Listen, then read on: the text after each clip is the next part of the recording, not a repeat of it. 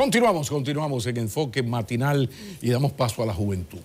Divino tesoro, qué bueno poder conversar con dos jóvenes sumamente destacados en sus áreas. Uno se llama Jonathan Liriano, es de los fundadores, activistas de la Marcha Verde, periodista muy bien amueblado, y la otra en la misma línea, Millicent Uribe, es abogada, pero con una formación política sobresaliente, comentarista de El Sol de los Sábados, cuidado con eso. Qué bueno, porque con ellos queremos hablar, dice el guión, que de la seguridad en el país, pero vamos a tener que hablar de una seguridad medio verde, porque va a ser difícil no hablar con Jonathan y con Millicent del tema de la Marcha Verde, pero comencemos hablando de la seguridad. El color oficial. Si se está mandando una señal. Bienvenidos, bienvenidos. Gracias por la invitación. Un honor estar con ustedes en este espacio.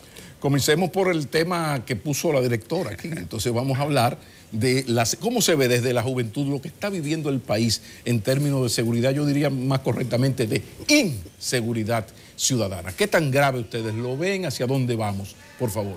Miren, hay amigos sociólogos que por lo regular, en mi caso particular, me observan y dicen que posiblemente el tema de que marque tanto en las encuestas, en los estudios, el tema de la inseguridad, puede estar condicionado por la realidad mediática, la incidencia mediática e incluso por el interés de quienes están investigando.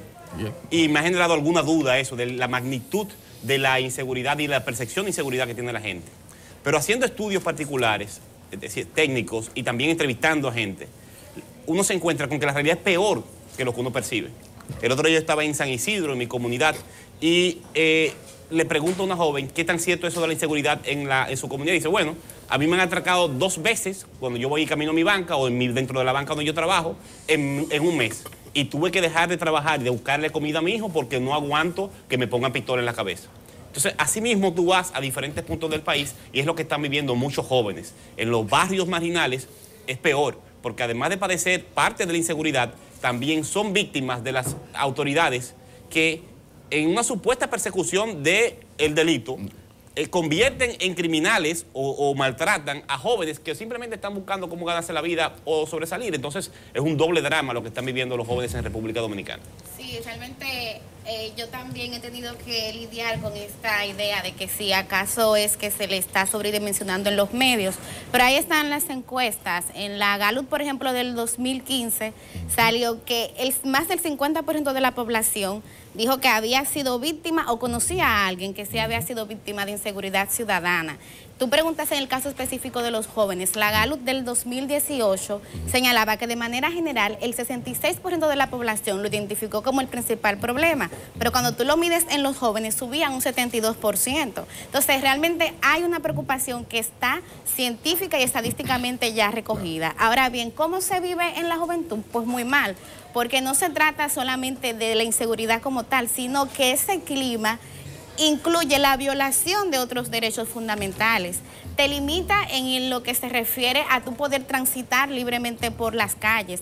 Te limita en tus estudios, porque hay muchos jóvenes que viven en barrios marginados y otros inclusive algunos que son de clase media, que han tenido que modificar inclusive sus horarios de estudio. Yo que, por ejemplo, doy clase de periodismo, me he encontrado en las aulas a estudiantes que me dicen, profe, usted no puede despachar más temprano hoy porque es que en mi barrio está muy caliente y si no encuentro una guagua o un motorista que me quiera entrar. O sea, esas son cosas que rompen el alma porque, repito, no es solamente ya el que tú corras el riesgo de que te maten por un celular, por una cartera, sino que no te permite ni trabajar ni estudiar habitualmente y ni siquiera desplazarte con seguridad en las calles. Bueno, vamos a ver qué es lo que está pasando. Yo coincido con ustedes. No hay encuesta que le dé menos del 75% Exacto. al tema de la seguridad ciudadana. Ese es el talón de Aquiles, el incordio del gobierno, que no ha dado pie con bola a pesar de los múltiples planes. Yo hice... Que no hay plan, ¿eh? Nadie conoce el plan de seguridad ciudadana de este gobierno. Yo te puedo señalar... No hay un solo plan. No. Por lo menos en este gobierno no hay un plan de seguridad ciudadana. Y yo creo que eso ha quedado demostrado con lo que dijo recientemente el presidente. Yo te señalo 13 medidas aquí que tienen que ver... Pero medidas no es plan, Nelson. Un plan... Déjame ok, ir, adelante. Espere. que van incluso con los aumentos a los sueldos de policías militares, con la inclusión de los familiares en el SENASA, con todo ese tipo de cosas. Y muchos planes, que vivir tranquilo, que vivir seguro, que barrio, qué sé yo qué. Son anuncios que se hacen en la prensa, pero no son planes como tal. Sistema policial de gestión de... No, hay 12 medidas, muy concretas, muy concretas. Tú dices, por ejemplo, este año metieron en el presupuesto 452 millones para el programa Vivir Tranquilo. Bien, que eso funcione o no funcione, yo no sé. Sí. Pero la pregunta va dirigida, ¿por qué? ¿Qué es lo que está fallando? Mire, lamentablemente uno tiene que ir a posiciones que no son de ahora, que son de décadas anteriores. Es la causa de la delincuencia, es la causa del delito. República Dominicana, envidiable, tiene un crecimiento económico envidiable frente a cualquier país de América Latina y el mundo. Aquí se habla permanentemente de que la economía crece, pero todos los estudios también indican que la desigualdad se mantiene y se extiende. La mayoría de los jóvenes dominicanos quieren irse del país, no quieren vivir aquí. Cuando la tasa de desempleo anda por cerca del 14-15%, entre los jóvenes que quieren trabajar, que quieren ganarse la vida trabajando, no robando, el desempleo anda por encima del 30%. De cada 10, 3 jóvenes quieren trabajar y no encuentran qué hacer. Y la mayoría que hacen algo, chiripean, porque aquí cerca del 60%, 70% del trabajo es informal. Entonces, aquí los jóvenes tienen tanta hambre de hacer las cosas bien, que aunque el Estado, la sociedad no le brinde oportunidad de trabajo, se la buscan y se la inventan solamente para no robar. Pero hay una parte de estos que no entran en esa dinámica y quieren vivir bien, quieren tener algún tipo de desarrollo material, acceso a propiedades materiales, y tienen en el delito una forma de alcanzar algunas cositas para sobrevivir y convivir con los demás. Entonces, el problema de la desigualdad social y la exclusión de jóvenes en este país, que es una máquina trituradora de sueños de la juventud dominicana, es, yo creo, la principal causa de estos altos niveles de delincuencia. Y ahí, Pablo, perdón, yo añado otro, porque sucede que muchas veces también cuando se habla de inseguridad ciudadana y de delincuencia, nos quedamos solamente con la delincuencia común. Jonathan hablaba de la pobreza, pero yo hablo de la impunidad y de la corrupción. Porque justamente es ese clima de impunidad y de corrupción que hace que esos jóvenes, pero que también aquellos que son delincuentes de cuello blanco, entiendan que pueden justamente delinquir y que no le va a pasar nada. Y eso funciona como un factor que incide. Es un incentivo. Exactamente, un Precisamente incentivo. Hay dos elementos: impunidad por un lado y también los controles sociales que no existen. O sea, ser narcotraficante, jodedorcito, detallista del narco, no te quita nada en el barrio. Al contrario, te da importancia, cosa que no ocurría hace 30, 40 años. Es decir, corrupción, impunidad y falla de los controles sociales son una mezcla peligrosa. Pero tenemos a un dirigente de la juventud del Partido de la Liberación Dominicana que se llama John Marcelo Osuna, y queremos, Marcelo, escuchar tus opiniones sobre todo lo conversado hasta este momento. Juventud, seguridad o inseguridad ciudadana. Buenos días, bienvenido. Buenos días, Pablo. Un saludo a todos los que conforman este panel. Un placer para mí dirigirme a la audiencia de este programa. Adelante, queremos escuchar tu opinión sobre este tema, inseguridad ciudadana, cómo se ve desde la óptica de la juventud, en este caso desde un joven dirigente de la juventud del PLD. Bueno, es un tema sumamente preocupante, dado que yo soy estudiante universitario y estoy rodeado de jóvenes que en diferentes momentos no tienen manera de transportarse en un vehículo privado y tienen que transportarse en vehículo público. Por ende, en algunos momentos los jóvenes tienen que terminar la clase, los profesores tienen que terminar la clase un poco más temprano para que los jóvenes no tengan ningún problema o no corran peligro de que sean atracados. También es algo importante en el país, que es el régimen de consecuencia, que debe ser arreciado. Hay una teoría muy importante, que es la teoría de la ventana rota. Cuando se percibe que en el país no hay un régimen de consecuencia más fuerte, que considero que el gobierno del Partido de la Liberación Dominicana, al cual yo pertenezco, debería arreciar el régimen de consecuencia para que la sociedad y los malhechores sepan que cuando delinquen, y no solo cuando delincan un hecho que tenga notoriedad en la sociedad, sino cualquier tipo de robo, un celular o cualquier robo, sepa que van a tener una gran consecuencia. Creo que van a disminuir en gran medida. También un hecho que hablaba Jonathan, que es el desarrollo económico. Hay que hacer una diferencia entre crecimiento económico y desarrollo económico. Si bien es cierto que en la República Dominicana hay crecimiento económico, nos falta como Partido de la Liberación Dominicana lo que es el desarrollo económico, que no es igual al crecimiento económico.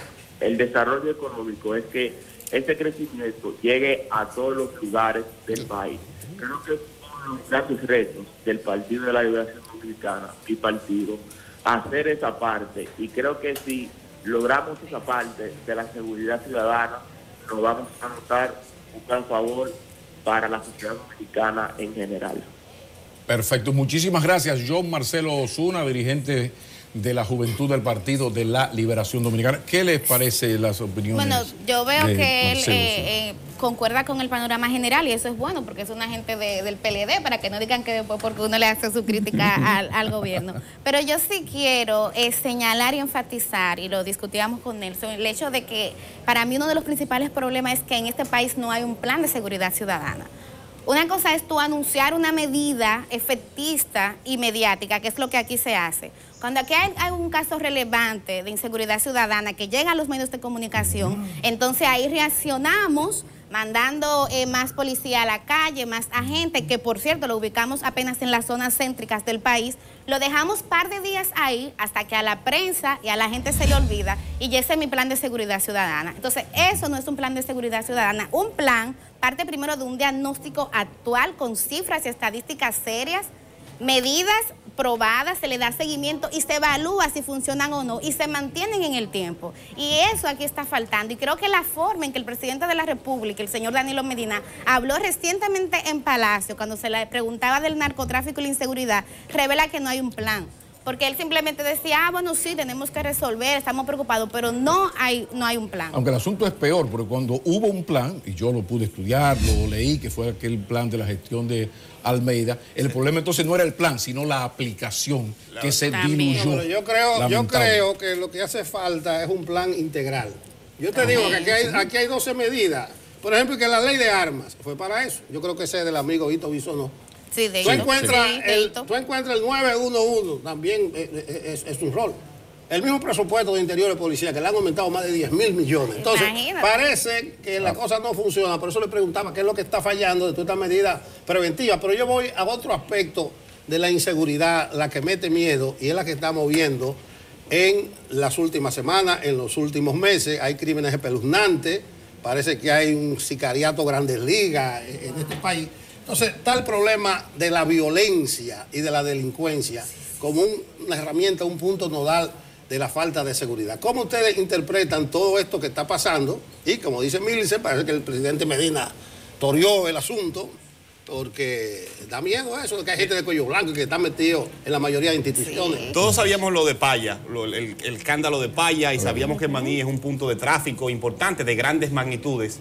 Algunos nos sorprendemos con el nivel ya de microtráfico que hay en Maní, tan alto y amplio como San Francisco y fruto de su pasado de ser un gran centro de pasar por ahí. De pasar, entonces ya se ha convertido en un gran espacio de consumo y de microtráfico y además de actividad económica. Eso se repite en diferentes puntos del país y no se repite a escondidas. Aquí en el distrito la gente sabe que el distrito es un alto consumidor de droga de todo tipo y lo hacen organizado y que hay delivery de todo. Y la gente sabe también que la Policía Nacional y en las Fuerzas Armadas, la gente, los altos oficiales hacen dinero siendo cómplices de esta dinámica. Tú hablas de que hay medidas. A veces también uno le da vergüenza, porque uno quizás no viene de esa área de los estudios, hacer una investigación mínima y encontrarse en otros países cómo se hacen las cosas y se hacen bien. Da vergüenza que aquí se le presenten medidas particulares a temas que tienen que ser generales. Aquí no se puede hacer un plan de nada en seguridad ciudadana sin consultar a las comunidades, sin hacer un trabajo con los ayuntamientos, sin articular a diferentes sectores sociales. Da vergüenza que aquí se gasten 13 millones de pesos diarios en propaganda y no haya ni siquiera un borrador, un papelito de cuál es la medida del Estado y la sociedad para darle paz y convivencia pacífica a la gente. Entonces, esta violencia solamente es posible con el contubernio de las autoridades. Ese joven dirigente del PLD, no sé si participa en el Estado, si en alguna institución del Estado, cualquier joven dirigente del PLD, en cualquier viceministerio, ministerio, dirección, gana 3, 4 y hasta 5 veces más que un coronel de la Policía Nacional. Cualquier joven que sea hijo de un dirigente PLDista gana 3 veces más que un general de brigada de República Dominicana en la Policía Nacional. Entonces, es imposible nosotros querer enfrentar la causa de esa gran violencia que estamos viviendo sin reestructurar el Estado y también sin priorizar lo que debe ser priorizado. Ahora mismo estamos priorizando la propaganda y no la atención a la gente y el cuidado de la gente. Y aquí viene nueva vez que la medida, la respuesta es siempre mediática, efectista. Y se cree que con simplemente tú remenear la mata, que muchas veces consiste en quitar al capitán o al coronel de una provincia para llevarla a otra, ya con eso se va a solucionar. Lo acabamos de ver ahora en la DNCD, una renuncia que nadie cree, se le forzó a salir de ahí. Y ya con eso se cree que se va a solucionar el problema. Y mientras tanto, hay otro factor que incide, que es la falta de confianza de la gente, la falta de confianza de la ciudadanía en esas instituciones. Bueno. Ahí lo señalan también las encuestas. Y eso sí es grave, porque entonces, ¿quién va a poner la autoridad?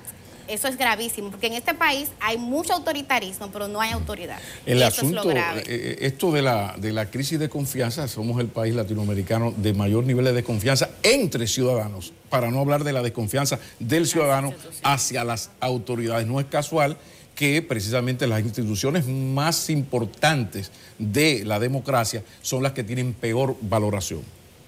Justicia, partidos políticos, Policía Nacional. Entonces, el asunto es grave, pero hablamos, al inicio dije lo de la seguridad verde, porque todo esto lleva a un movimiento ciudadano. Yo creo que es la hora de que también la ciudadanía se exprese y nos lleve entonces a lo que ha sido la Marcha Verde. Jonathan Liriano, yo sé que tú sí que estás, no es como Olaya está estudiando, analizando, no, tú estás donde se cocina el sancocho en la Marcha Verde. ¿Qué nos puedes decir de todo lo conversado hace un momento sobre la Marcha Verde, la posibilidad de alianzas así con el sector más centro-izquierda, más Fui and Friends, o el sector del PRM, Luis Abinader, que esas son como las dos vertientes más fuertes? ¿Cómo está la discusión a lo interno de la Marcha Verde? Déjame ponerte la más fácil, Jonathan. Sí. Traslada el tema de la seguridad ciudadana a la Marcha Verde. Claro. O sea, si ustedes están pensando en que algún partido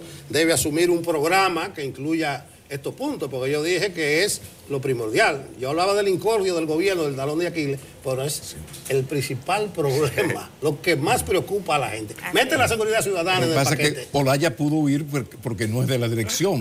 Jonathan sí nos puede dar información además, de cómo están las cosas. Personalmente, te voy a decir mi valoración de la Marcha Verde y la situación que ustedes presentan, y creo que la podemos combinar con el tema de la inseguridad ciudadana. Por supuesto. Personalmente, y que así también lo dicen en los estudios, creo que el fin de la impunidad es una causa, una consigna que ha levantado la Marcha Verde durante 2 años consecutivos. Está profundamente vinculado con el hambre, el deseo de justicia, de aplicación de la ley de igual forma para todos y todas. Y eso implica la persecución y la prevención del delito.